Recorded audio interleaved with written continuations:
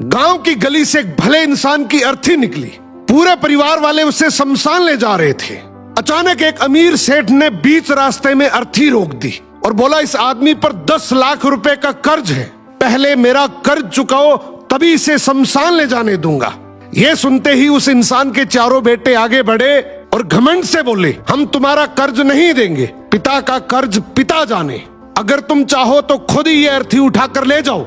उनकी ये बात सुनकर पूरा गांव हक्का बक्का रह गया। लोग गुस्से और शर्म से थूकने लगे उन बेटों पर।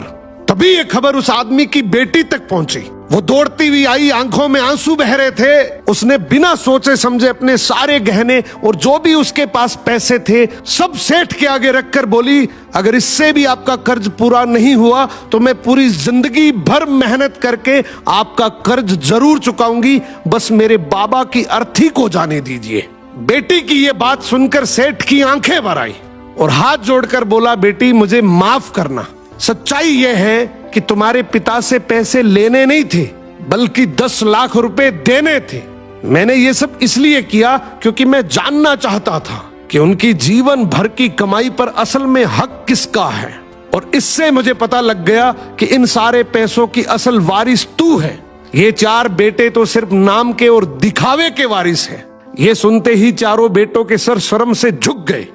दोस्तों, ये सिर्फ काल्पनिक कहानी नहीं बल्कि आज की डेट में ये हकीकत भी है।